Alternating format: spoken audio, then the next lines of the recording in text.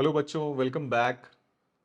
तो बच्चों, last lecture में हमने स्केलर प्रोडक्ट देखा था, या फिर उसको हम डॉट प्रोडक्ट भी कहते हैं। इस वीडियो में हम लोग देखेंगे कि वेक्टर प्रोडक्ट क्या होता है, या फिर इसको हम क्रॉस प्रोडक्ट भी कहते हैं। तो हम लोग वेक्टर प्रोडक्ट के बारे में पढ़ेंगे, उसकी कुछ प्रॉपर्टीज पढ़ेंगे और उस पे बेस्ड हम लोग क्वेश्चंस करेंगे।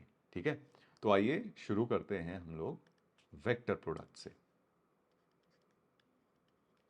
वेक्टर प्रोडक्ट, या फिर हम इसको क्रॉस प्रोडक्ट भी कहते हैं। क्रॉस प्रोडक्ट डिफाइन कैसे करते हैं वेक्टर प्रोडक्ट या फिर क्रॉस प्रोडक्ट को? देखिए, इसको हम लोग डिफाइन कुछ इस तरीके से करते हैं, ए क्रॉस बी, और ये जो वैल्यू देता है हमें, ये हो जाता है mod of A mod of B sine theta N cap. देखिए, पिछले लेक्चर में जो हमने डॉट प्रोडक्ट किया था, वो एक स्केलर वैल्यू आउटपुट देता था, इसीलिए हम उसको स्केलर प्रोडक्ट कहते थे। लेकिन यहां पे जो क्रॉस प्रोडक्ट है, ये आउटपुट देता है, वो एक वेक्टर क्वांटिटी होती है, and that is why it is also called vector product. ठीक है, अब बात समझते हैं कि ये थीटा और एन क्या होता है। तो थीटा जो होता है, ये हमारा angle between vector A and vector B हो जाता है, और ये जो एन कैप होता है, ये बेसिकली होता है unit vector perpendicular to A and B, या फिर आप ऐसा कह सकते हो कि that is perpendicular to the plane of A and B, plane of A and B. अब देखिए, बात यह है कि अगर मान लीजिए हमारे पास कोई एक प्लेन है, लेट अस से मैं एक प्लेन ड्रॉ कर देता हूं, है ना।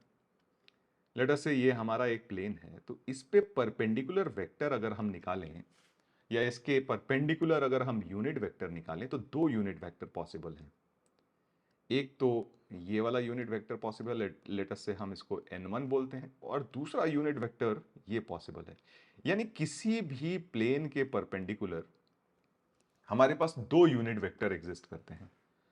आप बोलोगे दो क्यों? यहां तो इनफाइनाइट हम वेक्टर्स बना सकते हैं। देखो बच्चों, हमने बात करी थी कि वेक्टर में हम जो पढ़ते हैं वो फ्री वेक्टर्स होते हैं, तो आप इसको कहीं भी प्लेन पे शिफ्ट कर दो, ये वेक्टर चेंज नहीं होगा।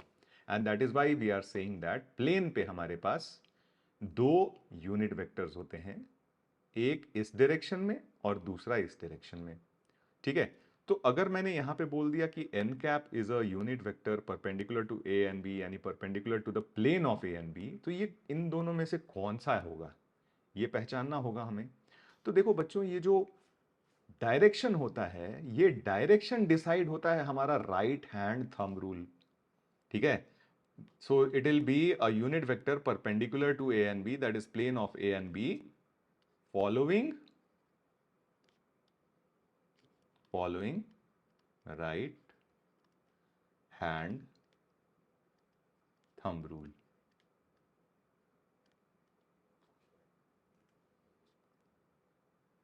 Thumb rule, right hand thumb rule मतलब कि अगर आप ए को बी की तरफ रोटेट करोगे, तो ये जो वेक्टर होगा, ये डायरेक्शन जो होगा, ये आपका रिप्रेजेंट करेगा आपके यानी रिजल्टेंट वेक्टर के यूनिट वेक्टर को, यानी इस केस में एन कैप को, है ना। तो अगर इसको मैं पिक्टोरियली आपको समझाऊं, तो सिचुएशन कुछ ऐसी है हमारे पास कि लेट अस से ये हमारे पास वेक्टर ए है, ये दूसरा वेक्टर बी है। लेट अस से मैं इसको ए बोल देता हूं, चलिए, है ना, और इस वेक्टर को मैं बी बोल देता हूं। इनके बीच का ये एंगल थीटा है। ठीक है, तो अब हम क्या कर रहे हैं, ए को बी की तरफ रोटेट कर रहे हैं।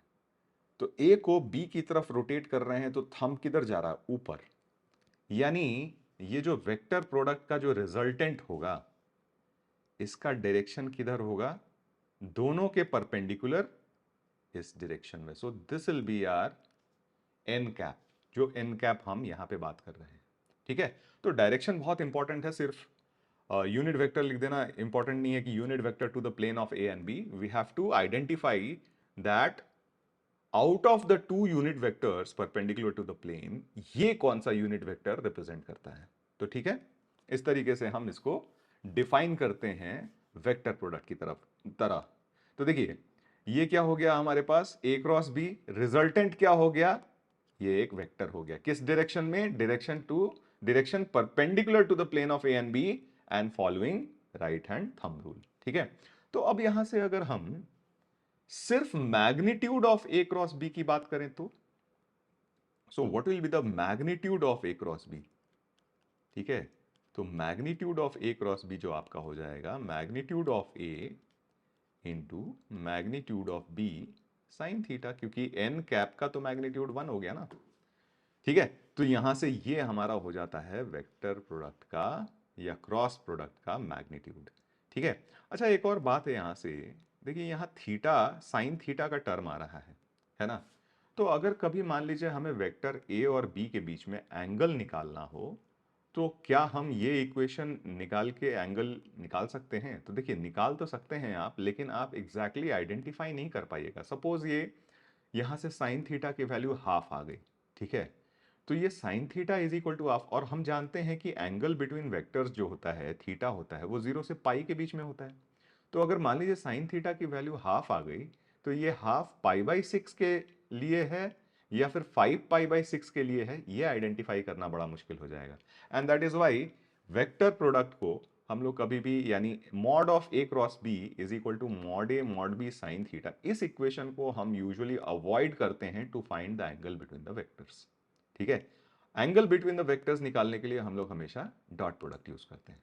ठीक है, चलिए आइए एक बार देखते हैं यहाँ पे कि इसका ज्योमेट्रिकल मीनिंग क्या हुआ, इस क्रॉस प्रोडक्ट का ज्योमेट्रिकल इंटरप्रिटेशन क्या हुआ। तो let's talk about geometrical interpretation.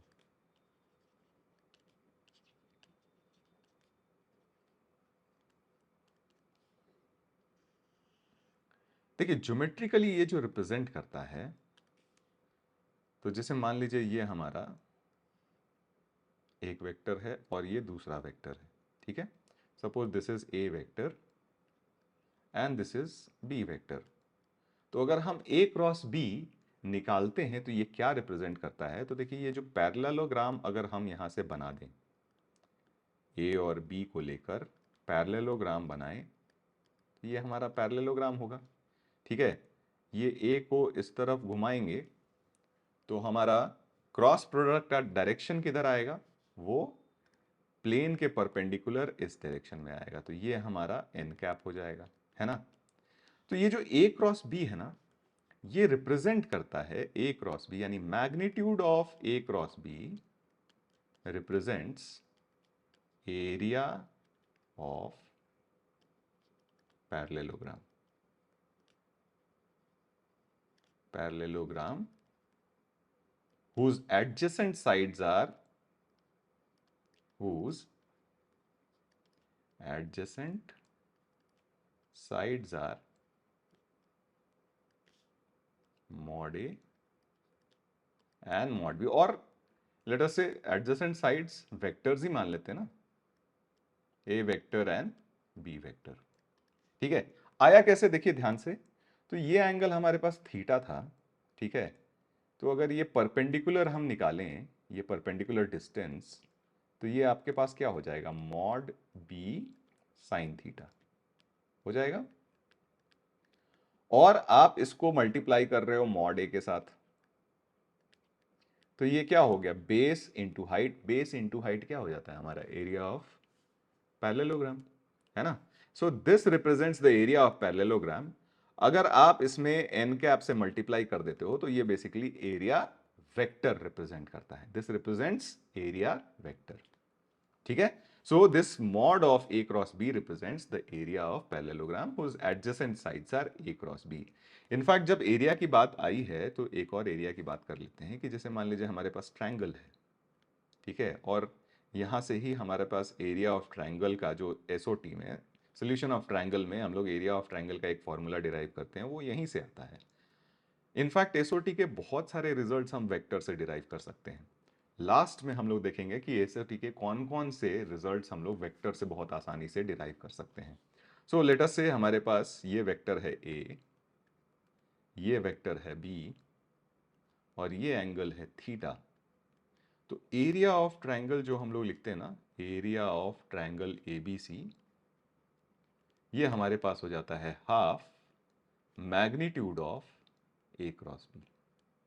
ठीक है, तो ये हम लोग एरिया ऑफ ट्रायंगल इस तरीके से डिफाइन करते हैं। और आसान भी है समझना इसको, आप इस क्वाड्रिलेटरल या इस पैरेललोग्राम को इधर से हाफ से डिवाइड कर दो, तो यही वाला तो ट्रायंगल की हम बात कर रहे हैं, जिसका एडजेसेंट वर्टेक्स या एडजेसेंट साइड्स क्या है, एक वेक्टर ए है, दूसरा वेक्टर बी है। तो इस ट्रायंगल का जो एरिया होगा, इस ट्रायंगल का जो एरिया होगा, ये क्या हो जाएगा, पैरेललोग्राम के एरिया के हाफ हो जाएगा। तो पैरेललोग्राम का एरिया था ए क्रॉस बी, ये वाला एरिया था, तो इसका हाफ कर दीजिए तो ट्रायंगल का एरिया हो जाएगा, है ना। तो ये बात हम याद रखेंगे। अब बात करते हैं क्वेश्चन पे जाने से पहले कुछ प्रॉपर्टीज की। तो let's talk about properties of vector product. Properties of vector product.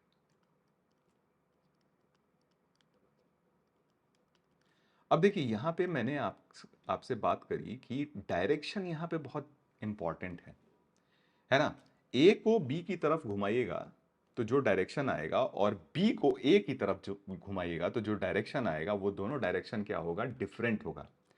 यानी यहां से हम एक कंक्लूजन ये निकाल सकते हैं कि ये जो हमारे पास कम्यूटेटिव डॉट प्रोडक्ट, हमने देखा था कि कम्यूटेटिव होता है, लेकिन यहां पे वेक्टर प्रोडक्ट कम्यूटेटिव नहीं होता है, क्योंकि A cross B is not equal to B cross A. क्यों?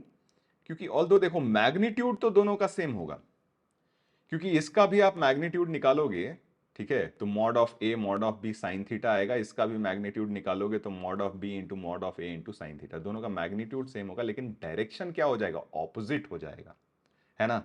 तो यानी कहने का मतलब A cross B is not equal to B cross A. In fact यहां पे हम ये लिख सकते हैं कि ए क्रॉस बी का जो वैल्यू होगा वो negative of B cross A हो जाता है, क्योंकि सिर्फ चेंज क्या होने वाला है, यहां पे डायरेक्शन चेंज होने वाला है, मैग्नीट्यूड चेंज नहीं होने वाला है। तो दूसरा पॉइंट हम ये भी लिख सकते हैं कि magnitude of A cross B will be equal to magnitude of B cross A.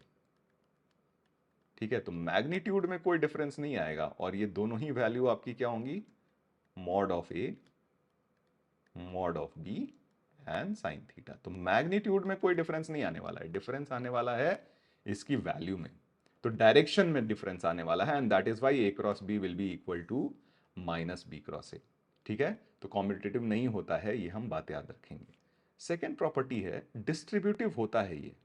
So this is distributive, यानी कहने का मतलब कि अगर आपके पास ए क्रॉस बी प्लस सी दिया जाए, है ना, ए क्रॉस बी प्लस सी, तो ये आप लिख सकते हो ए क्रॉस बी एन प्लस ए क्रॉस सी, इसमें कोई परेशानी नहीं है, डिस्ट्रीब्यूटिव ये होता है। ठीक है, तीसरी प्रॉपर्टी है,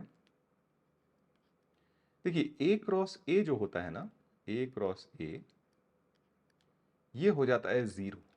क्यों?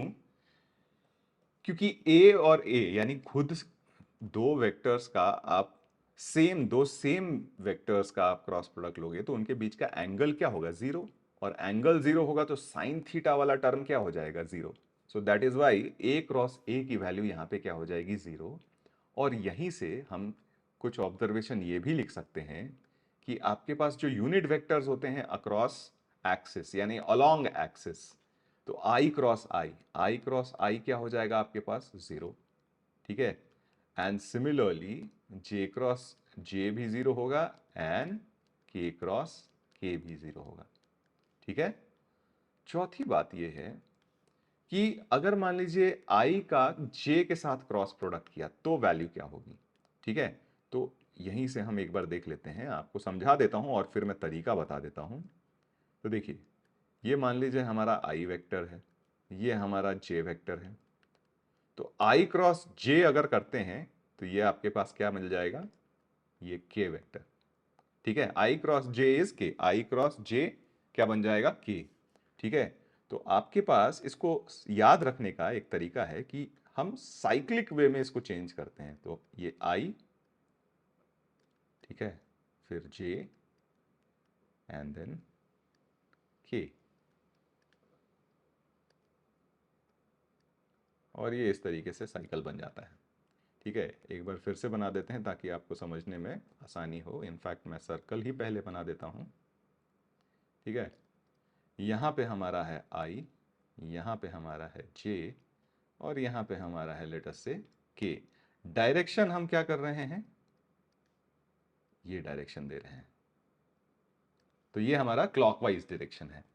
तो आई क्रॉस जे, आई क्रॉस जे, इसकी वैल्यू क्या हो जाएगी, के। क्लॉकवाइज आई क्रॉस जे, तो वैल्यू क्या हो जाएगी, के। जे क्रॉस के, वैल्यू क्या हो जाएगी, आई। तो J cross K value will be I, and K cross I, ठीक है, के क्रॉस आई करिएगा तो ये क्या हो जाएगी value, K cross I will be J. ठीक है, और यहीं अगर आई क्रॉस जे के बदले में जे क्रॉस आई कर दीजिए तो वैल्यू क्या हो जाएगी, नेगेटिव, यानी this will be negative of J cross I. यानी हम ऐसा कह सकते हैं कि J cross I will be equal to minus K. तो जे क्रॉस आई करिएगा ना तो ये माइनस के हो जाएगा, नेगेटिव ऑफ के। सिमिलरली आई क्रॉस के करिएगा तो माइनस ऑफ जे हो जाएगा, और के क्रॉस जे करिएगा तो minus of I. So this will become minus of के क्रॉस जे, है ना, and this will become minus of I cross के। ठीक है, तो ये बड़ा सिंपल हो जाता है अगर ये आप साइक्लिक फॉर्म याद रखो तो। ठीक है, अब एक बड़ा इंटरेस्टिंग सा रिजल्ट है कि अगर आपके पास मान लीजिए दोनों वेक्टर्स कंपोनेंट फॉर्म में हो तो फिर हम कैसे निकालेंगे क्रॉस प्रोडक्ट। तो लेट अस से हमारे पास एक वेक्टर ए दिया हुआ है, a1i plus a2j plus a3k, ठीक है, और दूसरा वेक्टर हमारे पास b दिया हुआ है, लेट अस से b1i plus b2j and plus b3k। ठीक है, अब अगर a क्रॉस b अगर आप डिफाइन करते हो a क्रॉस b, तो इसकी जो वैल्यू हो जाएगी इसको हम डिटर्मिनेंट के फॉर्म में एक्सप्रेस कर सकते हैं। कैसे, i j k, और यहां आपका हो गया a1 a2 a3 b1 b2 b3। ठीक है, तो ये इस तरीके से हम a क्रॉस b को डिफाइन कर सकते हैं। जो फाइनल वैल्यू आएगी आफ्टर सिंप्लीफिकेशन, बस हमें क्या करना है, इस डिटर्मिनेंट को ओपन कर देना है। तो i के साथ आ जाएगा i into a2 b3 minus b2 a3। तो a2 b3 minus b2 a3 minus j, इसका कोएफिशिएंट हो जाएगा a1 b3 minus b1 a3। तो a1 b3 minus b1 a3 and plus k का कंपोनेंट हो गया आपके पास a1 b2 minus b1 a2। तो a1 b2 minus b1 a2। तो ये इस तरीके से कंपोनेंट के फॉर्म में हम लोग क्या करते हैं, क्रॉस प्रोडक्ट डिफाइन करते हैं। ठीक है, अच्छा, एक और चीज है, ऑल्दो हम ये बात पहले से जानते हैं लेकिन फिर भी हम इसको यहां पे एक बार डिस्कस कर लेते हैं। अगर मान लीजिए एक प्लेन है, suppose this is a plane we have, और इस प्लेन पे ना आपको दो वेक्टर्स दिए हुए हैं। लेट अस से ये एक वेक्टर ए है और दो नॉन कोलिनियर वेक्टर्स दिए हुए हैं, और ये दूसरा वेक्टर बी है। Suppose this is vector B, this is vector A. तो अगर आपको इस प्लेन के परपेंडिकुलर यूनिट वेक्टर्स चाहिए तो वो कैसे निकालिएगा आप। तो अभी अभी हमने पढ़ा कि अगर आपके पास दो नॉन कोलिनियर वेक्टर्स हैं तो इनका क्रॉस प्रोडक्ट अगर हम लेंगे तो वो क्या आएगा, प्लेन के परपेंडिकुलर आएगा। डायरेक्शन इस बात पे डिपेंड करेगा कि आपने ए का बी के साथ क्रॉस प्रोडक्ट लिया है, यानी ए क्रॉस बी निकाला है, या फिर बी क्रॉस ए निकाला है। और प्लेन के परपेंडिकुलर हमेशा दो ही यूनिट वेक्टर होते हैं। तो अगर हम यहां पे लिखना चाहें unit vectors unit vector perpendicular to the plane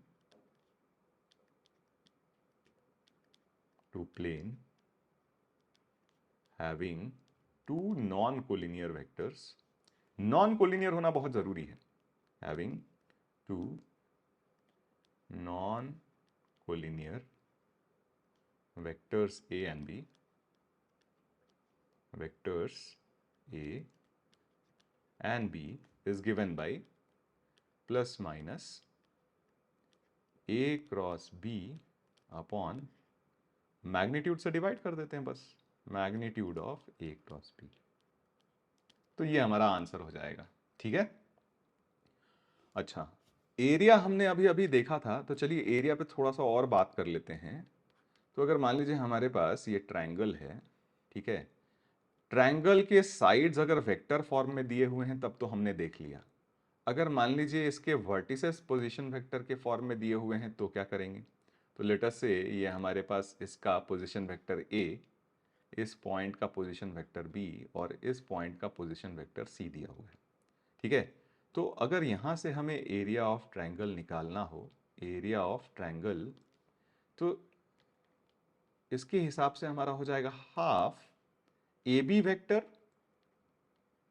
है ना, क्रॉस AC वेक्टर. ठीक है. वैल्यू सब्स्टिट्यूट कर देते हैं. तो AB वेक्टर हो गया हमारे पास B माइनस ए क्रॉस AC वेक्टर हो गया हमारे पास C माइनस ए, है ना. अब इसको अगर हम सिंप्लीफाई करें तो ये हो जाएगा हाफ B क्रॉस C, ठीक है, B cross C minus B cross A, तो माइनस B क्रॉस A, है ना, minus A cross C, minus A cross C and plus A cross A, वो हो जाएगा जीरो, क्योंकि हमने देखा A क्रॉस A जीरो हो जाता है. अच्छा, इसको चाहे ना हम हर टर्म को पॉजिटिव के फॉर्म में लिख सकते हैं. कैसे. तो ये B क्रॉस C है, ये minus of B cross A है, इसको हम plus of A cross B लिख सकते हैं. तो चलिए इसको मैं पहले लिख देता हूं A क्रॉस B, ठीक है, फिर यहां पे प्लस B क्रॉस C, है ना, और यहां पे भी माइनस A क्रॉस C दिया हुआ है, तो इसको plus of C cross A लिख सकते हैं. तो plus of C cross A. ठीक है. ये हमारे पास एरिया ऑफ ट्रायंगल हो जाएगा जिसके वर्टिसेस के पोजीशन वेक्टर हमें पता हो. ठीक है. यानी यहां से अगर हम ये कहें कि that is if let us say magnitude of A cross B plus B cross C plus C cross A अगर मान लीजिए जीरो आ जाए, ठीक है, तो इसका मतलब क्या हो गया, एरिया ऑफ ट्रायंगल जीरो हो गया.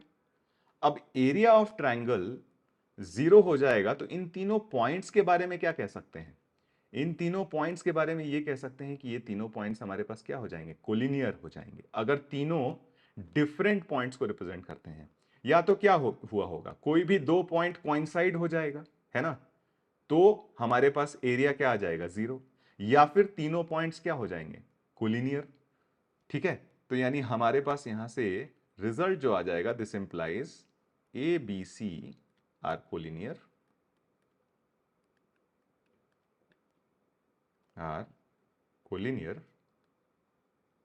और at least two are coincident, है ना. तो उस केस में भी तो आपके पास जीरो आ जाएगा एरिया ऑफ ट्रायंगल. तो ये बात हम याद रखेंगे. कई बार क्या होता है ना कि ये रिजल्ट दे दिया जाता है. देखिए, हम इसको यूज नहीं करेंगे कोलिनियरिटी प्रूफ करने के लिए कि हम A cross B plus B cross C plus C cross A निकालें. अगर तीनों मान लीजिए कंपोनेंट फॉर्म में दे दिया गया तब तो हमारे पसीने छूट जाएंगे निकालने में, है ना. तो हम इसको यूज नहीं करेंगे. लेकिन हाँ, ये रिजल्ट अगर हमें कहीं दिख रहा है तो हम उसको इंटरप्रेट करना जरूर जानेंगे कि इस रिजल्ट का मतलब क्या है. इसका मतलब है कि हमारे पास तीनों पॉइंट्स या तो कोलिनियर हुए होंगे या फिर मिनिमम दो पॉइंट्स क्या हुए होंगे, सेम हुए होंगे. ठीक है. तो ये बात हम ध्यान में रखेंगे.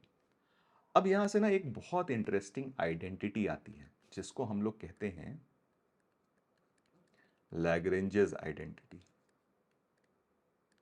लैग्रेंजेस आइडेंटिटी, देखिए है बहुत छोटी सी चीज, लेकिन काफी काम में आती है, इसलिए हम ये बात इसको थोड़ा सा डिस्कस कर लेते हैं। तो देखिए लैग्रेंजेस आइडेंटिटी क्या कहता है कि आपके पास magnitude of A cross B का अगर आप स्क्वायर निकालते हो, ठीक है, तो ये आपके पास हो जाता है mod of A square into mod of B square minus A dot B square. ठीक है, बड़ा सिंपल सा है इसका प्रूफ, आइए देख लेते हैं। ठीक है, अगर इसको आप प्रूफ करना चाहो तो बहुत आसानी से कर सकते हो। कैसे? तो आपको पता है कि ये जो mod of A cross B square होगा, ये बेसिकली हमारे पास mod of A square mod of B square sine square theta होगा। और ये साइन स्क्वायर थीटा को क्या लिख सकते हैं हम? 1 माइनस कॉस स्क्वायर थीटा। तो ये हमारे पास हो गया mod of A square mod of B square sine square theta क्या हो गया हमारे पास? 1 माइनस कॉस स्क्वायर थीटा, है ना। अब इसको मल्टीप्लाई कर दीजिए, तो ये हो गया हमारे पास mod of A square mod of B square minus mod of A square mod of B square cos square theta. और mod of A into mod of B cos theta किसको रिप्रेजेंट करता है? ए डॉट बी को। तो हमारे पास हमारा result आ गया। So this is mod of A square mod of B square minus A dot B square. काफी काम की आइडेंटिटी है। तो यानी यहां से हम क्या क्या निकाल सकते हैं? अगर मान लीजिए आपको ए क्रॉस बी सारे ए का मैग्नीट्यूड बी का मैग्नीट्यूड और ए डॉट बी की वैल्यू दी हुई है, तो आप ए क्रॉस बी का मैग्नीट्यूड निकाल सकते हैं। या फिर इनमें से जैसे कोई भी एक इंफॉर्मेशन आपसे नहीं शेयर किया जाए, जैसे मान लीजिए मॉड ऑफ ए नहीं शेयर शेयर किया जाए और बाकी सारी वैल्यू शेयर कर दी जाए, तो आप वहां से निकाल सकते हो। इनफैक्ट जेई ने 2022 इसी साल इस पे बेस्ड सवाल भी किए हैं। इनफैक्ट 21 में भी इस पे सवाल आए थे। तो बहुत सिंपल सी आइडेंटिटी है, ज़्यादा परेशान करती नहीं है, क्योंकि ये जनरली सबको याद रहता है। ठीक है, तो चलिए अब यहाँ पे हमने कर ली बात थियोरी की। ठीक है, एक बार फिर से अगर आपको इस सेक्शन में कोई भी चीज़ नहीं समझ में आई हो, तो आप जाके उस सेक्शन को एक बार दोबारा देखिए। वैसे बहुत डिफिकल्ट थियोरी है नहीं इस सेक्शन की, लेकिन प्रॉपर्टीज आप बहुत डिटेल में बहुत ध्यान से जरूर देखना। ठीक है, तो प्रॉपर्टीज क्लियर रहनी चाहिए, डेफिनेशन क्लियर रहना चाहिए, ये आपको पता होना चाहिए कि वेक्टर प्रोडक्ट से जो हमारा आउटपुट आता है वो हमेशा क्या आता है? वेक्टर ही आता है। ठीक है, तो ये सारी चीजें हमें पता होनी चाहिए। तो बच्चों नेक्स्ट वीडियो में जो हम देखेंगे कि वेक्टर प्रोडक्ट पे क्वेश्चंस किस तरीके से आते हैं एग्जामिनेशन में और उनको हम सॉल्व किस तरीके से करते हैं। तो मिलते हैं नेक्स्ट वीडियो में। Till then keep studying. All right, all the best.